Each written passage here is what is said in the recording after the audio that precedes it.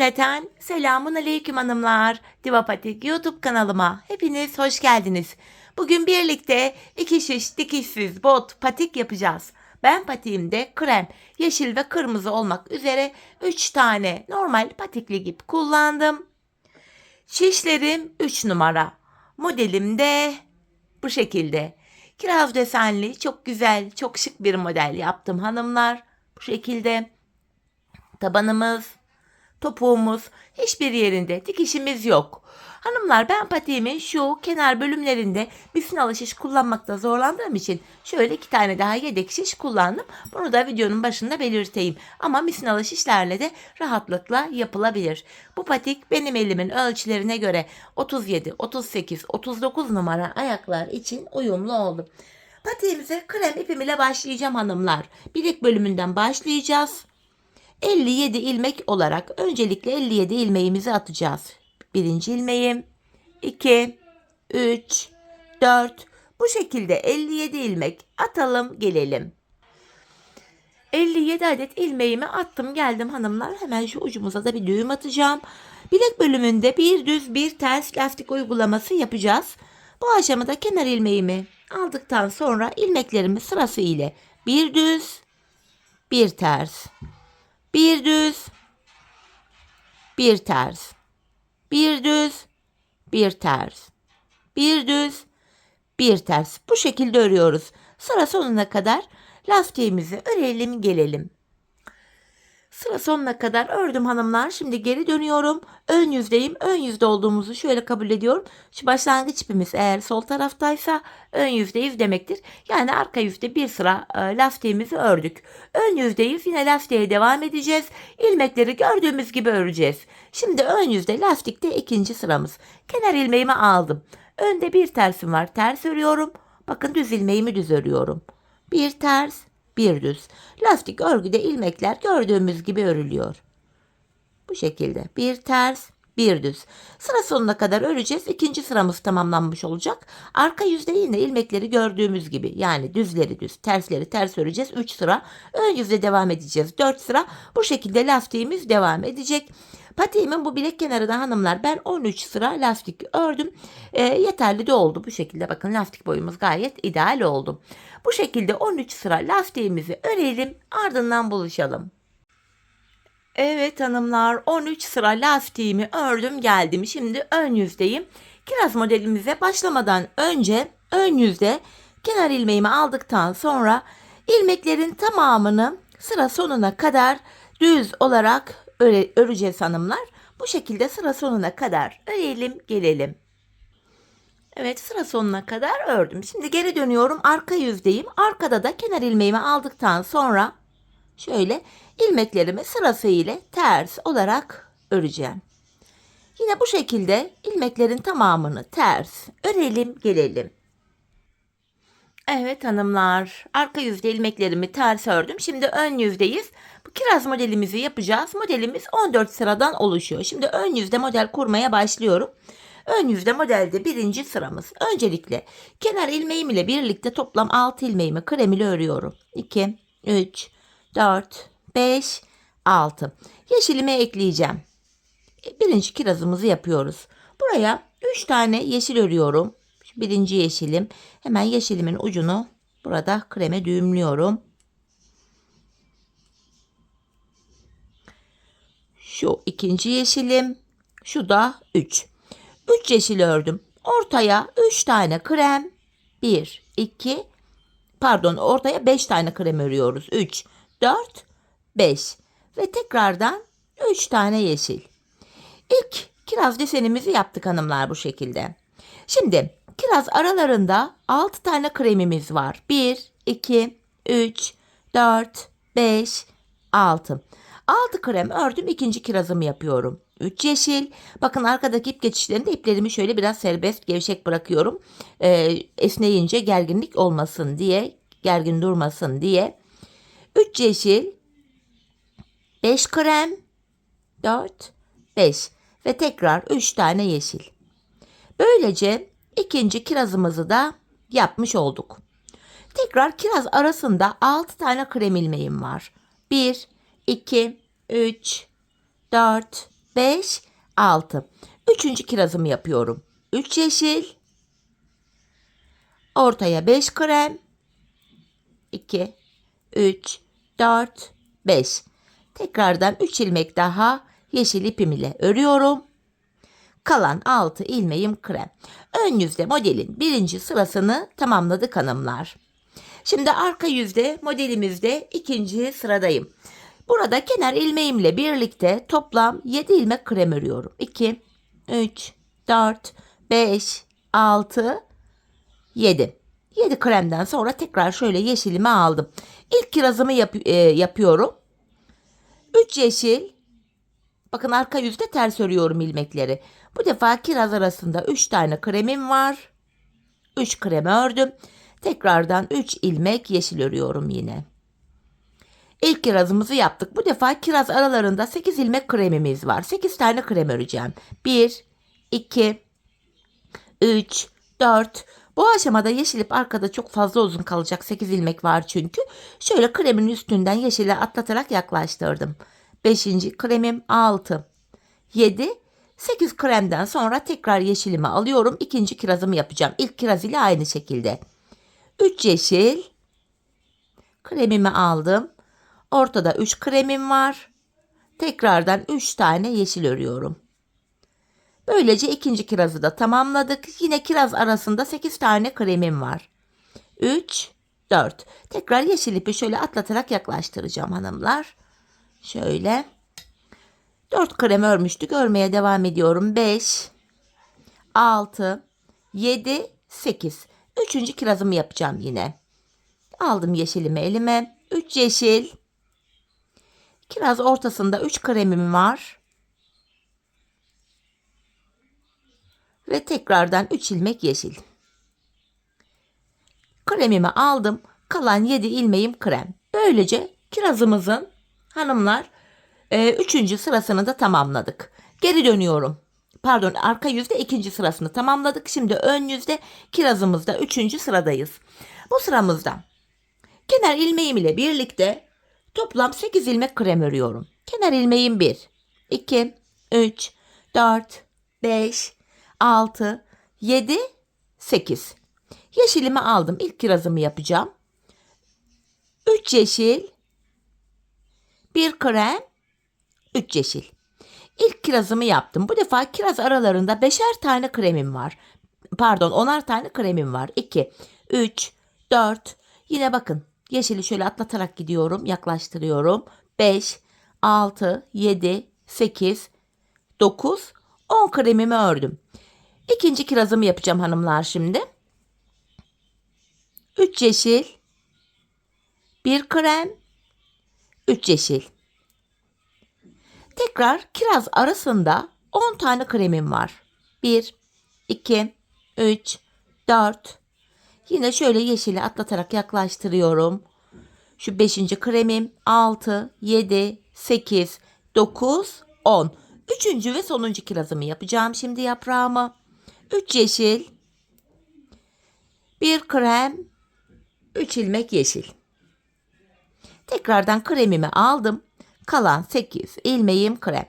Ön yüzde kirazımızın 3. sırasını da bu şekilde tamamlamış olduk hanımlar. Şimdi geri döneceğiz. Arka yüzde modelde 4. sıramız. Bu sıramızda kenar ilmeğimi aldım. Şu 2. ilmeğim 3, 4 ilmek krem ördüm. Şöyle yeşili kremin altından çaprazlamasına elime alıyorum. İlk kirazımı yapacağım. 4 tane yeşil örüyorum. 1, 2, 3, 4. 4 yeşil, 1 krem, 2 yeşil, 1 krem, 2 yeşil, tekrar 1 krem ve 4 ilmek yeşil örüyorum. 3, 4. Bakın ilk kirazımızı yaptık, yaprağımızı. Bu defa kiraz aralarında 2'şer tane kremimiz var. 1 ve 2. İkinci kirazımı yapıyorum. İlk kiraz ile aynı şekilde. 4 yeşil, 1 krem, 2 yeşil, 1 krem, 2 yeşil, 1 krem ve 4 tane daha yeşil örüyorum. İkinci kirazı da tamamladık. Şöyle.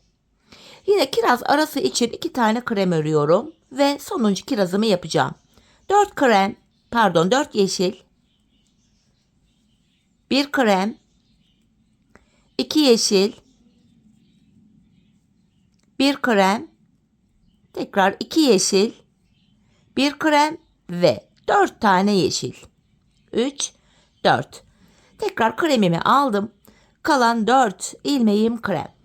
Arka yüzde 4. sırayı tamamladık. Şimdi geri dönüyorum. Kirazımızda ön yüzde 5. sıradayız hanımlar. İlk 5 ilmeğim krem. Kenar ilmeği 1, 2, 3, 4, 5. Yeşilimi alıyorum yine. İlk kirazımı yapacağım. 4 yeşil, 3, 4. 1 krem, 1 yeşil, 1 krem, 1 yeşil, 1 krem ve 4 tane yeşil.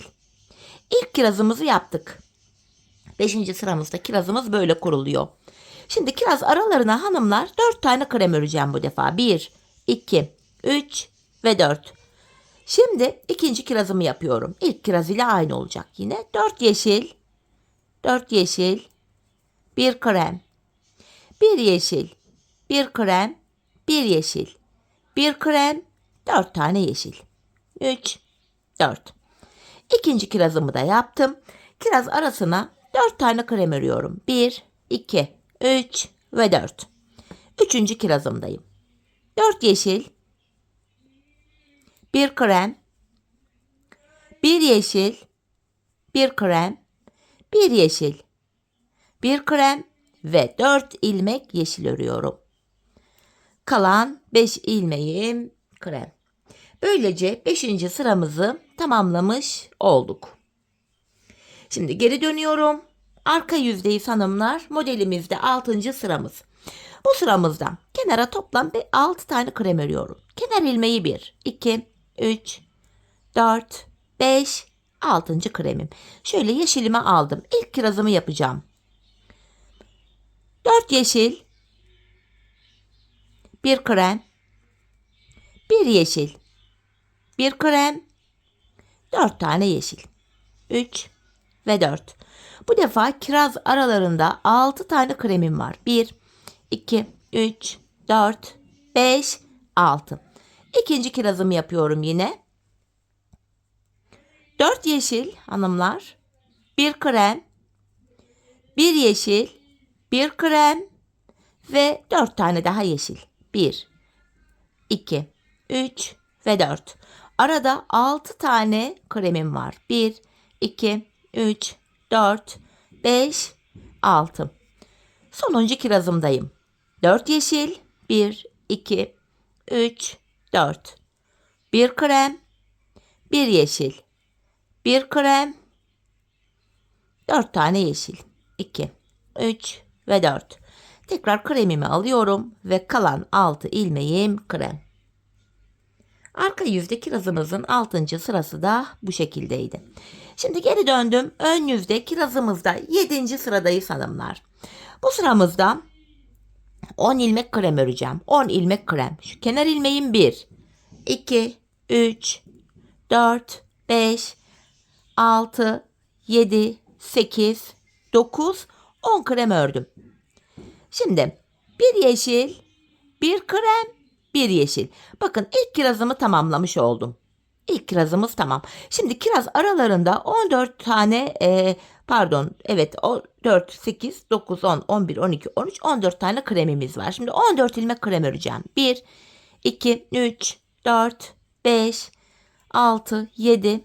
Hanımlar şöyle yeşili de atlatarak yaklaştırayım.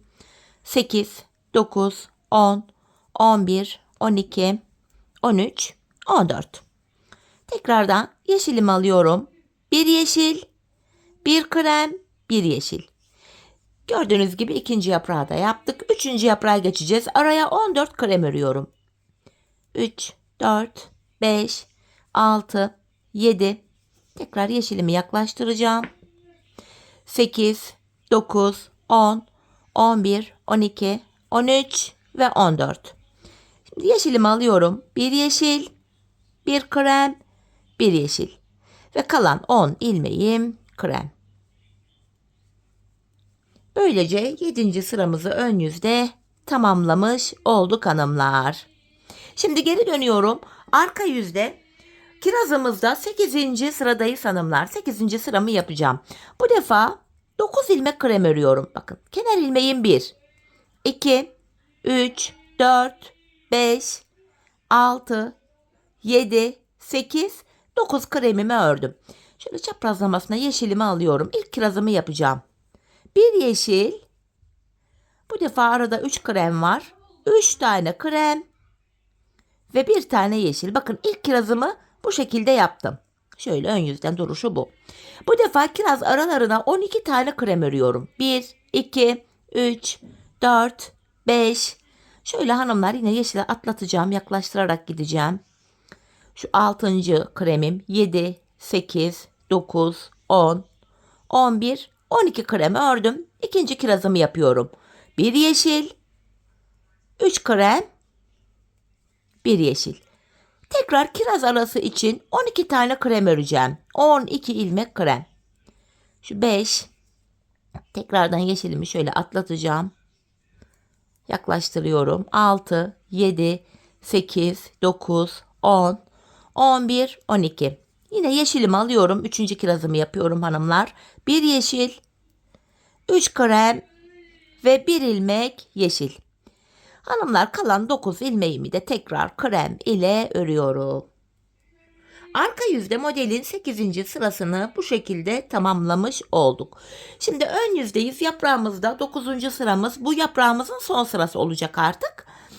Bu sıramızda 8 ilmek krem örüyorum. Kenar ilmeğim 1, 2, 3, 4, 5, 6, 7, 8. Kenarda şöyle çaprazlamasına yine yeşilimi aldım. Bir yeşil, yaprak ortası için 5 krem, 1, 2, 3, 4, 5 ve tekrar bir tane krem yeşil ördüm. Böylece ilk yaprağı tamamladık. Yaprak aralarında hanımlar 10 kremimiz var. 1, 2, 3, 4, 5. Tekrar yeşili şöyle atlatarak yaklaştırıyorum. 6, 7, 8, 9, 10. Şimdi ikinci yaprağımı yapacağım. Bir yeşil, 5 krem, bir yeşil. Tekrar yaprak arası için 10 tane krem öreceğim. 10 ilmek krem. Şöyle kremimi alıyorum. Ay bir türlü alamadım ipimi. Bakın 2 kremim oldu. 3, 4, 5. Yine hanımlar şöyle yeşilimi yaklaştıracağım. 6, 7, 8, 9, 10. Yeşilimi alıyorum. Bir yeşil, 5 krem ve 1 ilmek yeşil. Kalan 8 ilmeğim krem. 9. sıramızı da tamamlamış olduk. Evet. Şimdi hanımlar arkadaki artık kirazlarımızı yapacağız. Yaprağımızı burada tamamladık. Şimdi geri dönüyorum. Arka yüzde modelimizde 10. sıramız. Bu 10. sıramızda kenara şöyle bakıyoruz hanımlar. 7 ilmek krem öreceğim. 7 tane krem. Bu sıramızda yeşili keseceğiz. Kırmızı ipimizi ekleyeceğiz artık. 4, 5, 6, 7 tane kremimi ördüm. Şimdi kırmızımı ekliyorum. Şöyle kırmızı ipimi aldım. Arka yüzde olduğum için tersten öreceğim yine. Buraya 3 tane kırmızıyı ters olarak örüyorum. 1, 2. Hanımlar bakın bu yeşili de ördüm.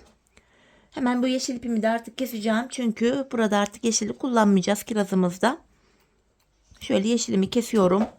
Bu iplerimin ucunda birbirine düğümlüyorum. Bakın kırmızı ile yeşili şöyle buraya düğümledim. 2 tane düğüm atıyorum arkaya sıkıca. Şöyle patiğimiz sökülmesin diye.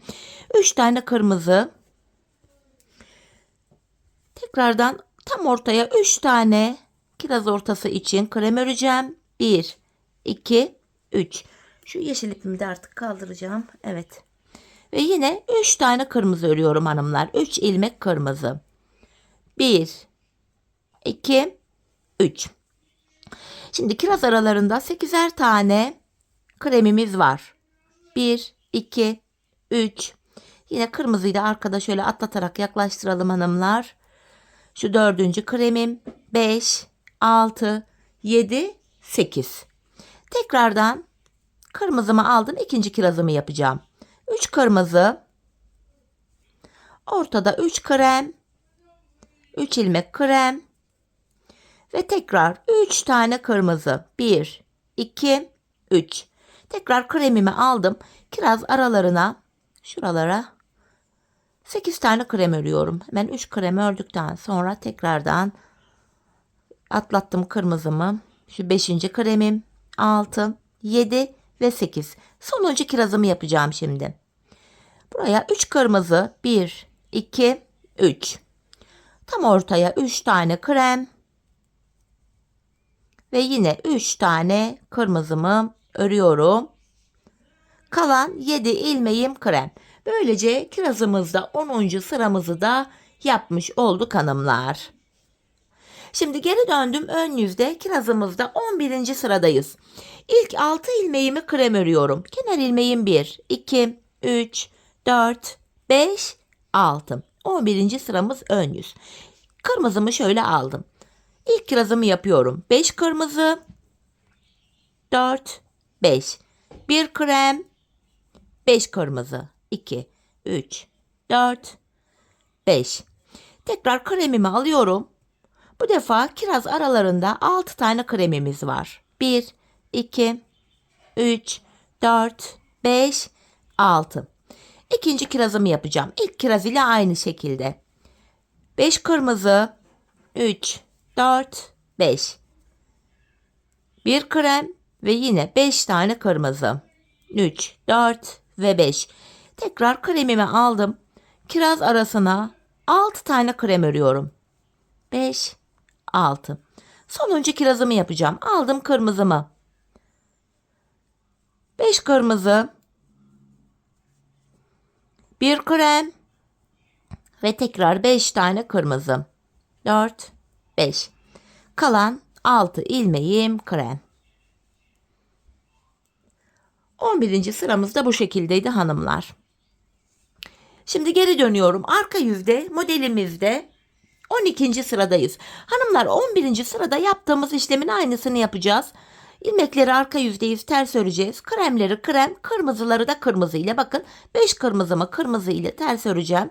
Kremlerimi de krem ile ters öreceğim. 11. sıra ile 12. sıramız aynı. Bu şekilde. Renkleri gördüğümüz gibi ters öreceğiz. Bu sıramızda hanımlar ilmekleri sıra sonuna kadar gördüğümüz renklerle örelim gelelim. Sıra sonuna kadar ilmeklerimi ördüm. Şimdi geri dönüyorum. Ön yüzde 13. sıradayız.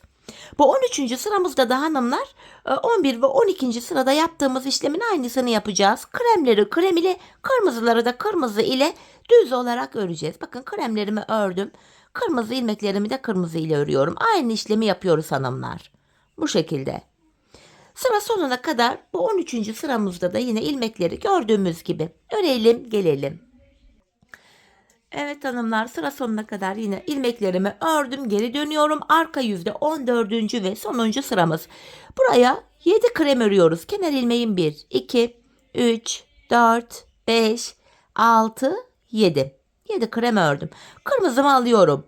3 kırmızı, 1, 2, 3. Kiraz arası için 3 ilmek krem örüyorum. 1, 2, 3 ve tekrardan 3 tane kırmızı. 1, 2 ve 3. Kiraz aralarında bu defa 8'er tane kremimiz var. Birinci kremim, 2, 3, 4. Yine şöyle kırmızıyı yaklaştırarak geleceğim hanımlar. Devam ediyorum. Şu 5. kremim, 6, 7 ve 8. Tekrardan kırmızımı alıyorum. İkinci kirazımı yapıyorum.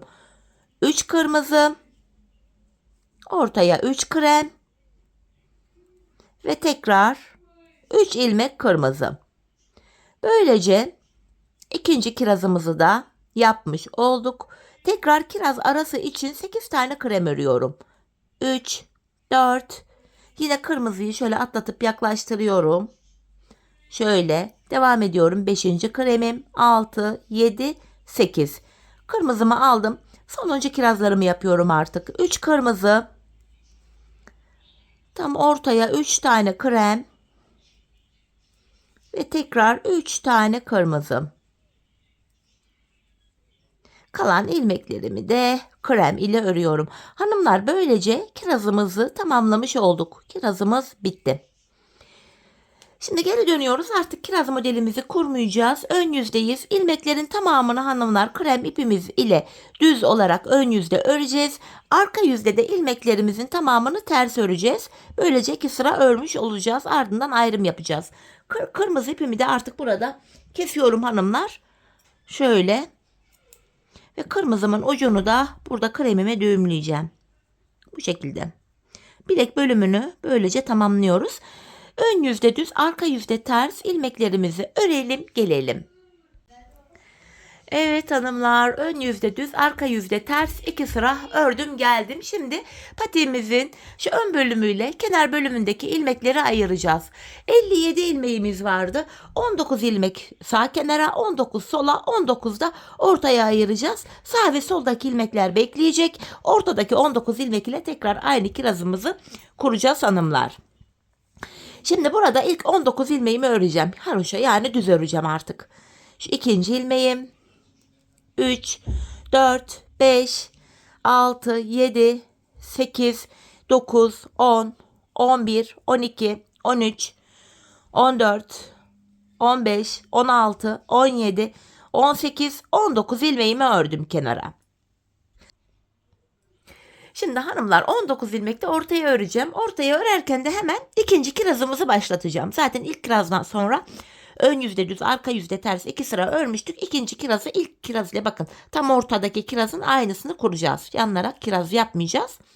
Şimdi bu 19 ilmek bekleyecek. Şu ilk ördüğüm 19 ilmek. Yedek şiş kullanacağım dediğim bölüme geldim. Bu ilmekler beklesin. Öncelikle hanımlar buraya 4 ilmek krem öreceğim. 1, 2, 3, 4. 4 kremden sonra yine kirazın birinci sırası. Aynı kiraz modelini buraya tekrardan kuracağım hanımlar. İkinci kez. Şimdi yeşilimi alıyorum. Kirazımızda birinci sıramız. Hani ilk bilek bölümüne kiraz yaparken 3 adet kiraz yapmıştık. Burada bir tane kiraz yapacağız tam ortaya. Buraya hanımlar kirazın ilk sırasındayım. Şöyle hemen 3 tane yeşil öreceğim. İlk 2 yeşilden sonra yeşilimin ucunu kremime düğümlüyorum.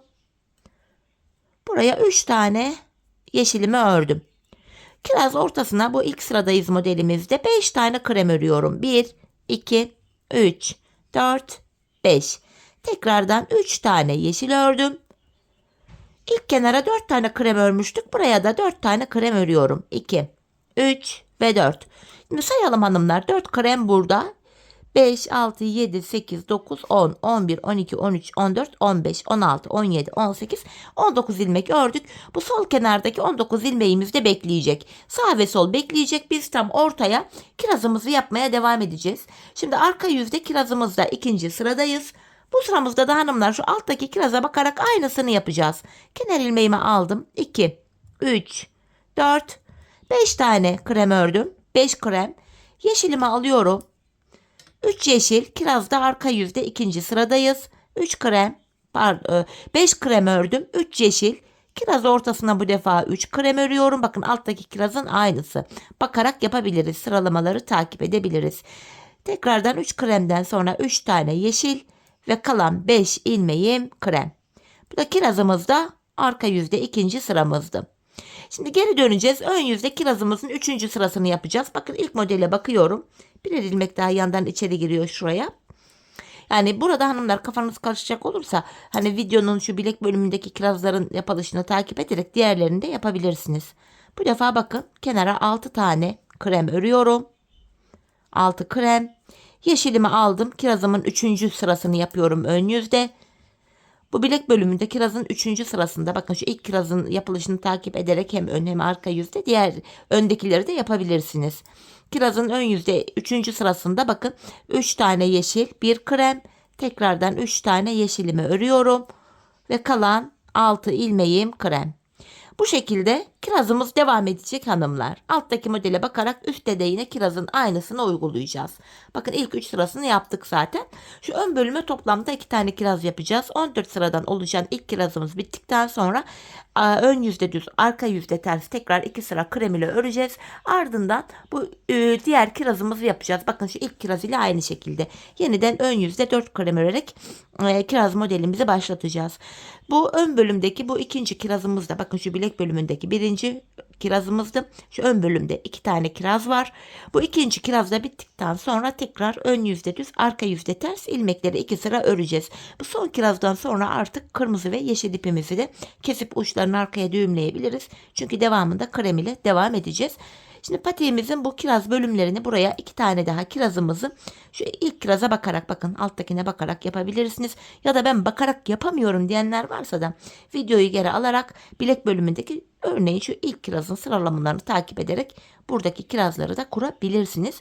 Bu şekilde patiğimizin ön bölümündeki kirazlarını da tamamlayalım, ardından buluşalım. Evet hanımlar, patiğimin ön bölümündeki kirazlarımı tamamladım. Kirazımdan sonra da ön yüzde düz, arka yüzde ters 2 sıra krem ipim ile ördüm. Şimdi burun kısmına geçeceğiz. Buradan itibaren haroşa yapacağız hanımlar. Ben örgümüzün hem ön hem arka yüzünde düz örgü örerek haroşalarımı elde ediyorum. Şimdi ön yüzdeyim. Sıra sonuna kadar 19 ilmeğim var. 19 ilmeğimin tamamını haroşa olarak örüyorum. Bu şekilde. Geri döndüm, arka yüzdeyim. Arka yüzde de yine kenar ilmeğimi aldıktan sonra ilmeklerimi tekrar düz yani haroşa öreceğim. Ön yüze geçtiğimizde burun kesimlerine de başlayacağız hanımlar. Hepsini gördüğünüz üzere düz yani haroşa örüyorum. Sonuncuyu da ördüm. Şimdi geri dönüyorum, tekrar ön yüzdeyim. Kesimler başlıyor. Kenar ilmeğimi aldım. Kenar ilmeğinden sonra öndeki 2 ilmeğimi keserek örüyorum. Şimdi son 3 ilmeğim kalana kadar tekrar öreceğim. Ardından sol kenardan da kesimimi yapacağım. Böylece 19 ilmeğimiz vardı. 2 ilmek eksiliyor. 17 ilmek kalacak. Bakın son 3 ilmeğim kaldı.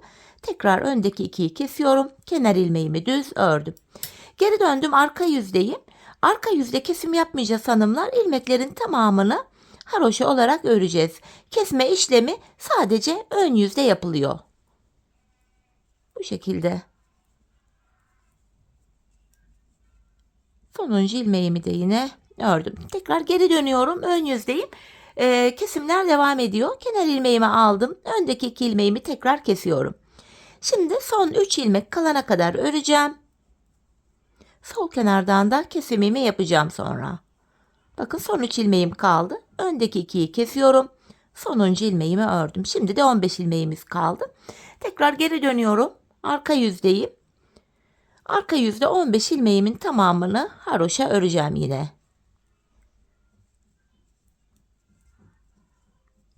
Sonuncuyu da ördüm. Yine geri dönüyorum. Son kez kesim yapacağız. 13 ilmek kalacak bu defada. Kenar ilmeğimi aldım. Öndeki 2 ilmeğimi kesiyorum. Şimdi son 3 ilmeğim kalana kadar öreceğim. Sol kenarda da son kez kesimimi yapacağım. Bakın son 3 ilmek kaldı. Öndeki 2'yi kesiyorum. Kenar ilmeğimi ördüm. Şu an şişimizde 13 ilmek kaldı. Tekrar arka yüzdeyim. Arka yüzde kenar ilmeğimi aldıktan sonra ilmeklerimi normal haroşa örüyorum. Patiğimizin burun kesimini yaptık. 13 ilmek kalana kadar ilmeklerimizi kestik hanımlar. Şöyle tekrar geri döndüm, ön yüzdeyim. Şöyle aradan çıkararak ipimi arkada bırakıyorum. Şimdi ipimi burada keseceğim hanımlar. Kenarlardan ilmekler çıkaracağız. Patiğimizin kenar bölümlerine de bu aşamada geçeceğiz. Şuradan itibaren ilmeklerimizi çıkaracağız. Bakın şu kenardan itibaren. Bu şişimde zaten 19 ilmek vardı. Aynı şişime hemen şuralarda kenar ilmek yerlerimiz var. İlk kenar ilmek yerim şurada. Yeri görünüyor. Şimdi krem ipimle buraya girerek ilmeğin iki kanadına birden girerek şuradan şöyle ilmeğimi çıkartıyorum. Sırasıyla bu kenar ilmek yerlerine ilmeğin iki kanadına birden girerek ilmek çıkartıyoruz. İkinci ilmekten sonra hemen ipimizi buraya düğümleyeceğim. Bu şekilde sırasıyla ilmekler çıkartmaya devam edeceğiz buradan. Bakın şu kenar ilmek yerlerine girerek ilmeklerimi çıkartıyorum. 3 ilmeğim oldu. 4 5 6. Bu şekilde şu burun kısmına kadar ilmek çıkaracağız. Ben buradan şu burun kısmına kadar 20 ilmek çıkarttım. Buruna kadar 20 ilmek çıkartalım, gelelim. 20 ilmeğimi buruna kadar çıkarttım hanımlar. Şimdi burundaki ilmeklerimi de öreceğim. Şöyle hemen ilk ilmeğimi ördükten sonra şurada ipimizin ucunu kesmiştik. Bunu şöyle düğümleyeceğim buraya. Sökülmesin patiğimiz diye. Şimdi burundaki 13 ilmeğimi normal haroşa örüyorum. Misinalı şiş kullananlar aynı şişle örmeye devam ediyor hanımlar. Aynı şişi kullanarak devam ediyor. Bu şekilde 13 ilmeğimizi örüyorum. Ardından diğer kenarımıza geçtik. Şimdi bu kenarımızdan da yine 20 ilmek çıkaracağız. Çünkü karşı taraftan 20 ilmek çıkartmıştık. Sırasıyla kenar ilmek yerlerine girerek bu şekilde ilmekleri çıkartıyoruz. İlmeğin iki kanadına birden girerek. Bakın 4 ilmek oldu. Bu kenara kadar 20 ilmek çıkartalım, gelelim. 20 ilmeğimi çıkarttım hanımlar. Şimdi de 19 ilmeğim vardı. Aynı şişle bu 19 ilmeğimizi de sıra sonuna kadar haroşa olarak örüyoruz. 20 ilmek kenardan çıkarttık. 19 ilmeğimiz de burada vardı. Kenarlarda 39'ar ilmeğim var. Burunda da 13 ilmeğimiz var. Sıra sonuna kadar ördük. Patiğimizin bu kenarlarına haroşa örgü yapacağız hanımlar. Geri dönüyorum, arka yüzdeyim. İlmeklerimi böyle düz, yani haroşa olarak öreceğim. Bu şekilde. Böyle hanımlar, ön yüze bakın, şuraya bir diş haroşa düşüyor. Bu şekilde önce ilk şişimizi, sonra burundaki 13 ilmeği, sonra da diğer şişteki ilmekleri şu uca kadar haroşa örelim, gelelim. Evet, bu uca kadar ilmeklerimi ördüm hanımlar. Bakın şu kenarımızda bir diş haroşamız oluştu. Burada yine haroşalara devam edeceğiz. Diğer uca kadar ilmekleri düz öreceğiz. Tekrar geri döneceğiz. Arka yüzde yine düz öreceğiz. 2 diş haroşa olacak. Bu şekilde haroşalarımızı yapacağız. Hanımlar, ben patiğimin şu kenar bölümüne şuraya 6 diş, yani 6 sıra haroşa ördüm. Zaten bir diş haroşam var. 5 diş daha haroşa öreceğim buraya. Bu bölümde 6 diş, yani 6 sıra haroşamız olana kadar örelim, gelelim. Evet hanımlar, patiğimin bu kenar bölümüne gördüğünüz gibi 6 sıra 6 diş haroşamı ördüm, geldim. Şimdi burundan başlayarak taban kesimlerimize geçeceğiz hanımlar. Öncelikle bu kenarda ilk şişimdeyim. Tabanımızı yapabilmek için bu ilk şişteki ilmekleri öreceğiz. Yani burundaki 13 ilmeğime kadar olan ilmeklerimi bu şekilde düz öreceğim. Bu kenardaki ilmeklerimizi buraya kadar örelim, gelelim. Evet, bu kenarımdaki ilmeklerimi ördüm. Şimdi burun kısmına geldim hanımlar. Burunda 13 ilmeğimiz var. Bu 13 ilmek ile tabanımızı yapacağız. Şimdi 13 ilmek var. 12'sini öreceğiz. 13. de kesim yapacağız. Yine ilmeklerimi düz, yani haroşa örüyorum. 12 ilmeğimi öreceğim. Yani bu şişimizde son bir ilmek kalana kadar örüyorum. Bakın şu 12. ilmeğim. Şu 13. yani sonuncu ilmeği örerken yan şişten de bir ilmek alıyorum. İkisini bir keserek ördüm.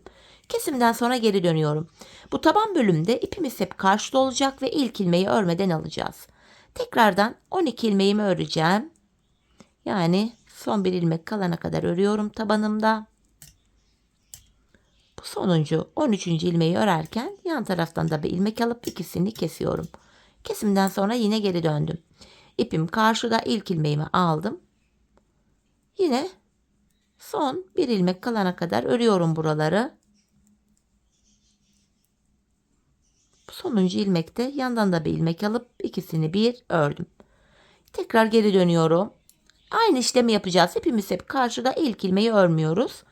Tabanda son bir ilmek kalana kadar örüyorum.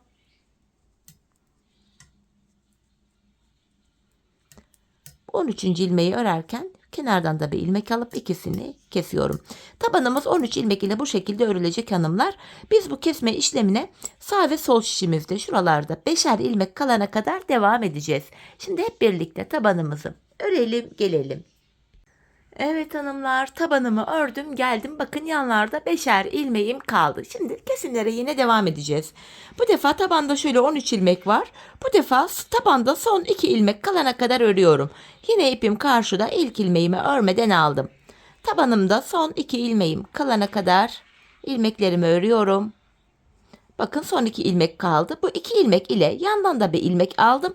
Üçünü bir topluyorum. Kenarda 4 ilmek kaldı. Geri döndüm. Yine ipim karşıda, ilk ilmeğimi aldım. Tekrar şu son 5 ilmek hariç tabanda 2 ilmek kalana kadar örüyorum.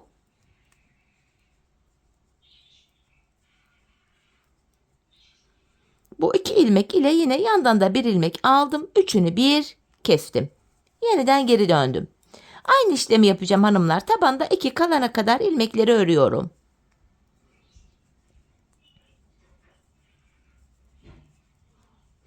Yine bu 2 ilmek ile yandan da bir ilmek aldım. Üçünü kesiyorum. Tekrar geri döndüm. Yine ipim karşıda, ilk ilmeğimi aldım. Tabanda 2 kalana kadar öreceğim. Üçlü kesimler yapıyoruz bu bölümde. Bakın bu 2 ilmek ile kenardan da bir ilmek aldım. Üçünü kesiyorum. Yine kesimden sonra geri döndüm. İpim karşıda, ilk ilmeğimi aldım. Aynı işlemi yapıyorum. Tabanımda 2 kalana kadar ördüm. Bu 2 ilmek ile yandan da bir ilmek aldım. Üçünü kestim. Tekrar geri dönüyorum. Yine ipim karşıda, ilk ilmeğimi örmeden aldım. Son 2 kalana kadar yine ördüm. Bu 2 ilmek ile yandan da bir ilmek alıp üçünü kestim. Yanlarda ikişer ilmeğimiz kaldı. Kenarlarda. Tekrar tabanımda 2 kalana kadar örüyorum. Bu 2 ilmek ile yandan da bir ilmek aldım. Üçünü kestim. Yine geri dönüyorum. İlk ilmeğimi aldım. Tabanımda 2 kalana kadar örüyorum. Bu 2 ilmek ile kenardan da bir ilmek aldım. Üçünü kestim. Tekrar geri dönüyorum. Yanlarda birer ilmeğim kaldı. Bunları da keseceğim. İlk ilmeğimi aldıktan sonra tabanımda 2 kalana kadar ördüm. Bu 2 ilmek ile yanda kalan bir ilmeği de alıp üçünü bir kesiyorum. Burada ilmek kalmadı. Tekrar ilk ilmeğimi aldım. İkinciyi örüyorum. Yine bu 2 ilmek ile yandan da bir ilmek alıp üçünü kestim. Burada 3 ilmek kaldı hanımlar. Tığ yardımı ile bu 3 ilmeğin üçünü alıp şöyle topluyorum. Bir de zincir çektim buraya.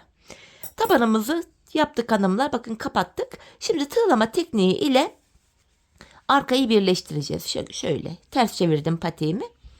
Tığıma şöyle ilmeğimi takıyorum.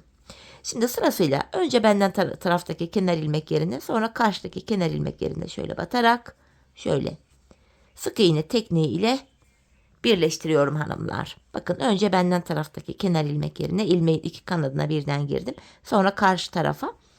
Bu şekilde karşılıklı kenar ilmek yerlerine girerek sık iğne tekniği ile patiğimizin topuk bölümünü birleştiriyoruz. Böyle. Bu şekilde hanımlar son kenar ilmek yerlerine gelene kadar, yani şu uçlara gelene kadar patiğimizin arkasını toplayalım, gelelim. Evet hanımlar, bu uca gelene kadar arka bölümü birleştirdim, geldim. Şuraya da 2 tane zincir çekiyorum ve ipimi de kesiyorum.